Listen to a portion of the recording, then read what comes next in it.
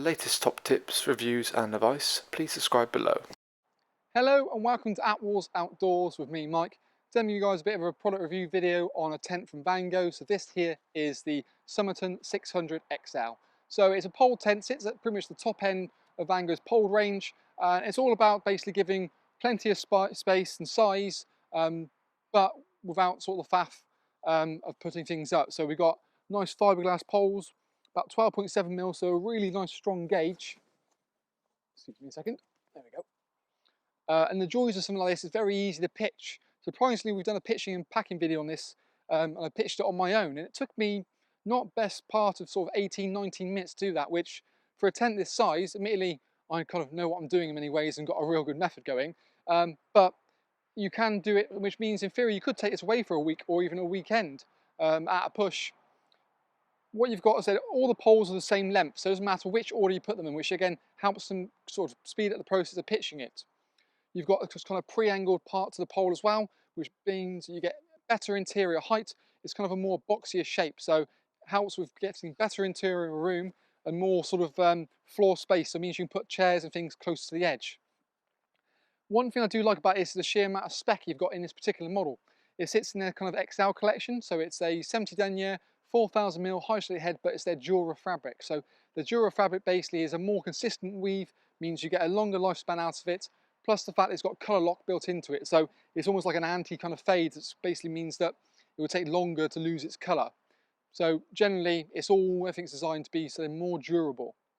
You've got obviously high visibility guide points as well, but things like brow canopy on the side, which means you have, you know, almost rain safe door in and out of it, which you could also use to the front. But there's a nice big mesh panel on the side here as well for great circulation of air. So on a night out when you're sort of inside and you've got a light on, you haven't got to worry about big bugs and critters coming through. Plus the fact that if it rains, the water's not going to come through this side door. Nice big low-level ventilation panels beneath the windows and also in the bedroom section to help give you a circulation of air to sort of help fight condensation and keep it a bit more comfortable inside the actual tent itself.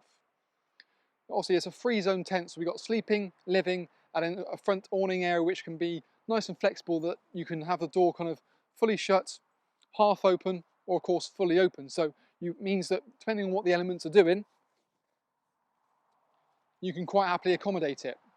You've got webbing storm straps at the front and back to give it a really nice torsion, and again you can get some real good tension on that to get it looking nice and crisp. And you can probably see from how we've pitched it here, it does really look the part. Yeah, again, what you can do is actually you've got a secondary zip runner on this front door here, so if you wanted to, you can actually unzip back that the other way and have that down almost like a little veranda if you wanted to. Alternatively, like I said, roll it all the way back and have it as one big nice open area, which I might do now. And there's even small little details, like there's a little hanging point here, so it basically means that if it's a windy day, you're not relying on the zip to hold its position. You can just unzip that, roll that back,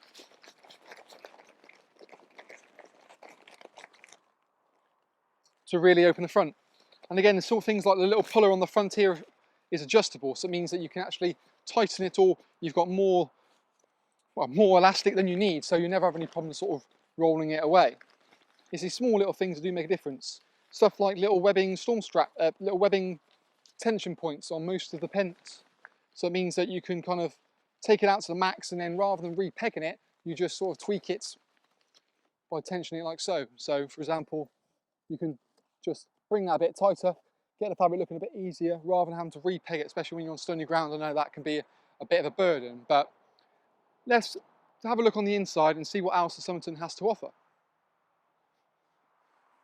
So now we're inside the tent, you can kind of get a bit more of an idea for the sheer amount of space. And one thing that does strike me quite quickly is actually the amount of room in this front awning section is absolutely class. You know, the depth you've got there, you can almost, not nearly as big as the living area, but it's probably the deepest canopy I've seen for a long time, and that's a key thing. Having that sort of wet dry area makes this really great space for storing bikes or having cooking units. And even the headroom height in here is absolutely brilliant. You know, you can happily put your chairs and stuff right up to the front and to the sides as it will. Big crystal clear windows in the front 2 panels and also the side panels really help to flood this place with light. And you've also got this little skirt as well. So when you have the ground sheet down, sort of the footprint ground sheet down, it means you sort of got that sort of underlap, which means it makes it feel real like a sealed sort of section. The sort of entrance into the main living area, as you can see, is you've got this full mesh setup. So you've got obviously mesh windows and this full frontal mesh door as well. So that's your main sort of, again, like I said earlier when we said about the side door, your sort of living area is going to be your bug-free zone. You've got your side door and front door, so you have airflow running through, but then you've also got, you know, I said, the flexibility that if it's a hot day, you've got air fluctuating through. The zip itself, nice little puller as well, just makes a small little thing difference. And then you've got a blank door, which obviously I've got rolled away. So if I roll that mesh door away, pretty much anywhere you see in the main living area that you've got windows, be it mesh or normal, you've got curtains to get the privacy when you want to as well. Or again, if you need to stop kind of that airflow, if it is kind of a cold day, you want to keep the warmth in. Space-wise, yeah, it's brilliant. It's huge. There's loads of room.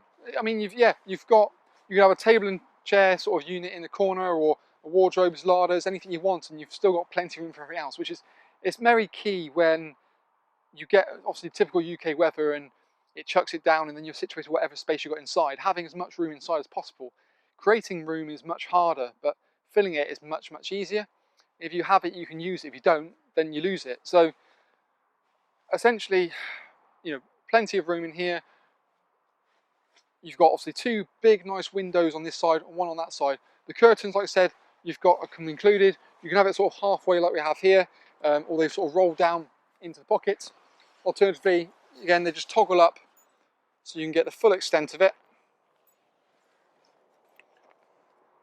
So you've got ultimate air privacy that sits nice and close to the fabric. You know, I quite like it halfway, to be fair. Quite nice and neat. At the back in the bedroom scenario, you've got sort of your six person sleeping. So, and it's sort of altered a little bit. So you've got a 140, a 160 and a 120. What that does create is almost have your master bedroom right in the heart of it. So you've got the joys of that, your bigger air beds for sort of width-wise will happily fit in here. You have got to be a little bit careful on the length a little bit, but the width is the main thing. Between the sections, you've got toggle dividers, so you can almost have it completely open, you know, have it as almost a, you know, a 2, 2 and a 2, a 4 and a 2, depending how you want to do it. So it's really nice and versatile. What you've also got the fact as well is it's basically Vango's sort of midnight bedroom, so really nice and dark. So you're not going to hopefully wake up first thing in the morning at the crack of dawn. It means the kids should hopefully get sort of a better night's sleep in theory. You've got little ventilation points at the top, as well as in the corners, which we'll do is bring the camera in a second. And even things like storage pockets located down the side here. So it just means that you can, you know, put things like keys, torches, or phones. That way, when you're scrubbing around in the middle of the night and you can't see a lot, you can happily find it and, you know, get to use it. One thing you've also got as well is toggle points. So you've got a hanging point for a lantern, not only in the middle, above the bedrooms, above the door, and above the awning door. So you can have flexible lighting options really here as well. You've also got a little Velcro cable points leading down to a cable entry point on the right hand side. You've also got one, you use obviously side door on left hand side for one, and there's one at the front over there as well. So like I said, really nice and versatile. Quite light and airy, that sort of light fabric, but feels really spacious in here. And it's just quite nice. You've got tons of room. Weight wise, you're only looking around about just over a shadow of 30 kilograms. For a tent that's, you know, 445 wide by just about 7 meters long, you know, that's quite a small condensed pack size for something that is nice and big like this. But let's pick up the camera now and have a little bit more of a tour through the Somerton.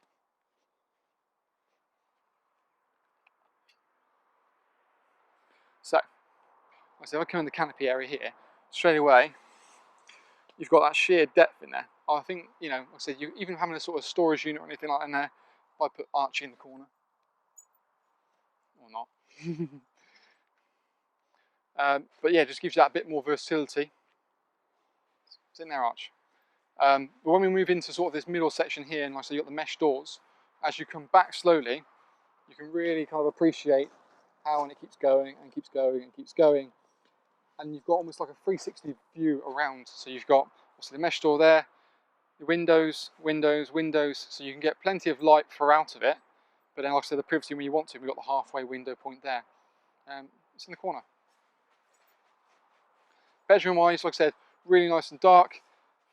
You've got that top mesh vent up there as well for allowing the air to come through. And there's even a mesh door, mesh sort of front part at the top there.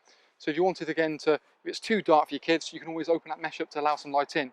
But you've got them in the corners, as well as the storage pockets. You can probably just about see them, might be a bit too dark for that. Around there as well. That's probably a bit better for light. So you can see storage pockets down in the corner. You've got your hanging lantern points, and then also the tags that lead you down. So it's a really nice option, sort of flexible lighting system you can go. You've got that low level ventilation point, and that's, like I said, you can see that almost beneath the windows, probably see the gap, hopefully, there, which means that, you know, in terms of ventilation point, this is probably one of Vango's better models. It's going to help sort of fight condensation, just keep it a bit more, you know, at bay, which is definitely the biggest issue at the moment. But I think in terms of its way it pitches, it looks really smart. You know, nice and simple and easy, no sort of drama really, and those sort of pre-arched kind of things, as you can probably see from me a minute ago, help with the interior height. I mean, I'm best part of sort of 6'2", 6'3", certainly in the middle, got tons of room. When we sort of go back into here again, like I said, brilliant, and get changed in the bedrooms in the morning if need be, and in the corners I can get right into the corner, you know, only a little bit away, which is pretty darn good. And that rain safe canopy door works like a treat. You have got Vango's TBS system as well, so it stands for tension band. It's like an internal guiding system just to give you a bit more stability if you sort of need it. What it does, it creates almost like a triangle formation from the top pitch of the tent out with the guy ropes to give it almost like an internal brace. So if you've got wind coming from a particular direction, this part here retains its kind of strength. I mean, like I said, 95% of people don't really sort of know it's there, let alone use it. But if you don't want to use it, you've got small little pockets just located down here, so you can just put them away. It's something that Vango have used in their kind of high-end backpacking tents for many years now. And it's, you know, one of those things, again, like I said earlier, better to have and not need than need and not have. And any sort of bits of sort of reinforcements is normally a big thing, and that's a unique feature that Vango have.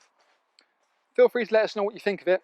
It's one model you can always find in the link below if you want more information on pack sizes and the spec and individual features that this model has. But any question or queries, you can always come to us and let us know. Comment in the sort of little box below. But let us know what you think of it. I'm always interested to see what customers think, if you have one or have you had experience of one, and how you get on with it. So that's kind of our Attwoolls video review on the Vango Somerton 600 XL.